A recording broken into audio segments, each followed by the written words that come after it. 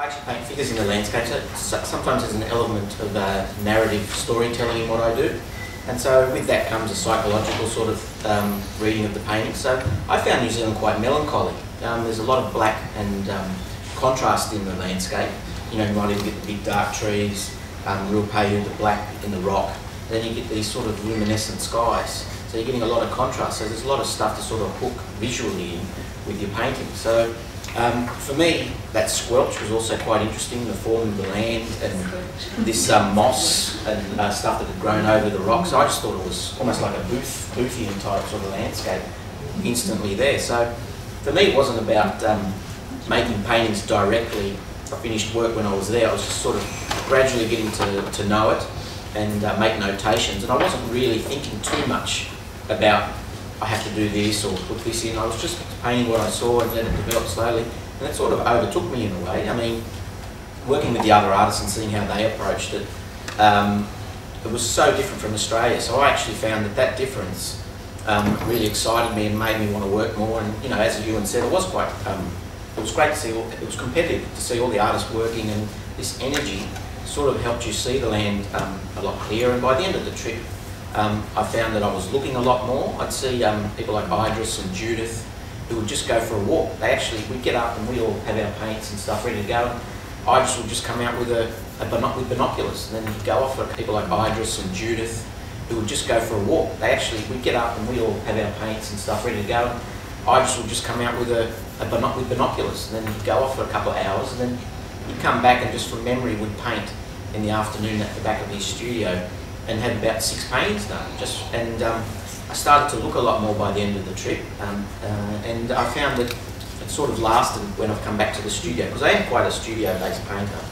But I let memory take over a little bit more, and those first initial notations and marks that I made have carried on into the finished studio works, the bigger works, and I've actually developed quite a lot by just putting the mark down and leaving it and not overworking, and sometimes you can tend to ruin a painting back in the studio. So for me, the landscape there and that sort of dark atmosphere and the blackness of the land, actually sort of once you put the mark down, it's hard to work into a dark colour again and make it sort of alive. So it was a little bit more immediate. So that's what I got a lot out of the landscape. It actually did transform my mark making. When you're doing plein air painting or out there in the field, what you put down, you haven't got a lot of time to rechange it, and especially when you're working with oils, you have to really think a lot about what you're doing, you know, and put the mark down. And if you start to keep working it, you're going to make a big mud mess.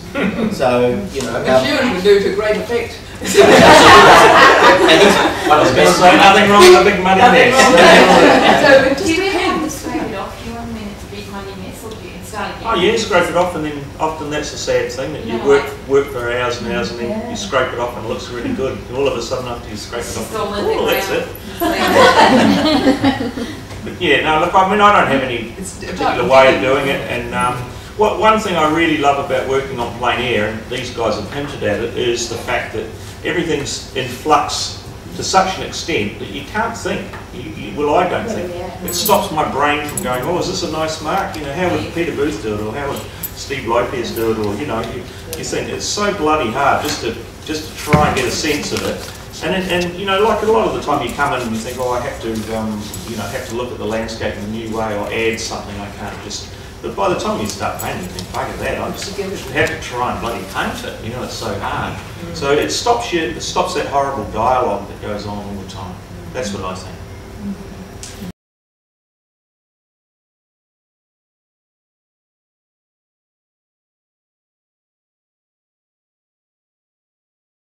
It's a bit of both. I don't really think, as you said, I don't think too much. I know that I love the human connection, and that's what I want to paint. And so for me, I can paint a nice landscape, and there's a lot of great landscape paintings there, but for me, I sometimes need to have the figure in there. So also, it's quite important about placing and the spatial relation between a figure. So you tend to find, actually this work's quite centred, but I tend to do a lot of figures to the side and awkward, tipping over, and it actually adds a little bit of drama to the work for me, and it keeps me interested to want to go and explore it. And a lot of them are friends and family who will come and pose for us. Some are completely made up. But for me, it adds almost an extra element to what I'm seeing, you know, and they play off each other. So sometimes I don't necessarily treat them differently, but I think it's sort of, I try to work it in each picture in a different way, because I think that once you start to formalise a way of working with figures, it can be quite repetitive.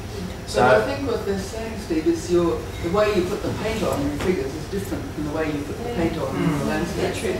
Oh yeah, sometimes it just to work up a figure and make it look convincing and have weight, you have to spend a little bit more time. You can't just slap that up. I mean, EUAN has a different way of working the figure into the landscape, melding it in. I tend to approach it more as a storyteller in a way. So the figures are important in the colours, you know, what they're wearing. A lot of my figures might not be wearing shoes. I want to sort of make a little bit more of a generic statement, then sort of time it down with, you know, what clothes they're wearing and all that sort of stuff. Because then you can get caught in fashion. So I tend to sort of want to make a response. Good thermals though. Well, it's quite cold over there, it was freezing. So yeah, but no, that's just the cold. Yeah, no, it's just a natural response to painting a figure is quite different from the landscape. So yeah, it sort of does look different on purpose. And on the trip, what materials did you use? Were there any new ones that you used that you don't normally use as part of your practice? No, I only use oil paints, but I used liquid. I got bottles and bottles of liquid from Natalie. You did get some alkyds when you were... What was the name of that stuff in the tubes? The liquid impasto. Yeah. We got right into that. Yeah, I became a bit addicted to that too. It dries quicker, so when you put it down the next day it's touch dry, and then it also holds the mark quite well. It can go a bit plasticky if you use it too much, but I actually found it really helpful. And then also I've got alkyl paints as well, which I use back in the studio, and they're almost quite enamelly. So you can put down for a sky a big flat area, and it holds the colour quite well in a strong way.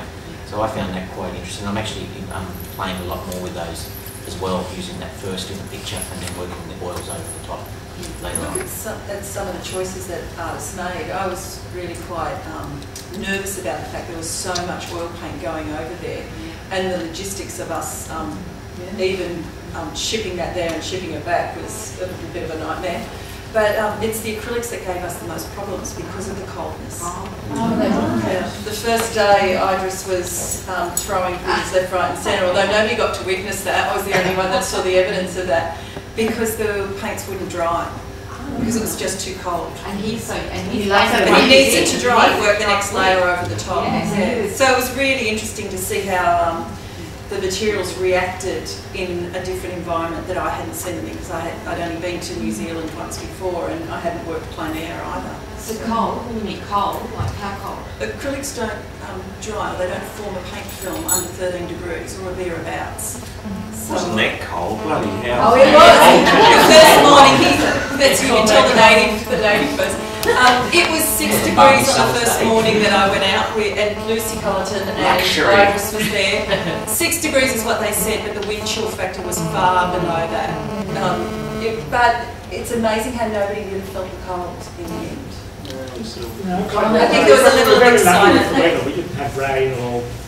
I think it's really good to try new materials, because it does push you out of your comfort zone. But I think sometimes if you go to a new landscape and you're using new materials, it can be really frustrating. But I think it's quite nice to sort of force yourself to have to just challenge yourself a little bit, because otherwise you can get into little tricks, and you know how a particular paint will work, and you know that you put a certain colour, and you know. Do you have a favourite oil?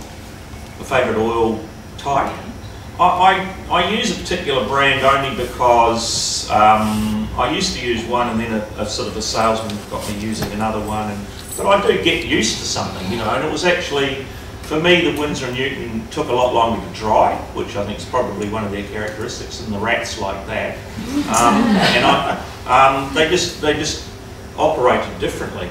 But it made me have to think about it a little bit more. And using that, what was it, liquid and gel? Yeah, and that was fantastic. An resin, which is what you were familiar with using in the past. So it kind of came between. Yeah, but I normally use a gel medium, which is different, and that stuff was much more gooey and had a totally different texture, which I really loved.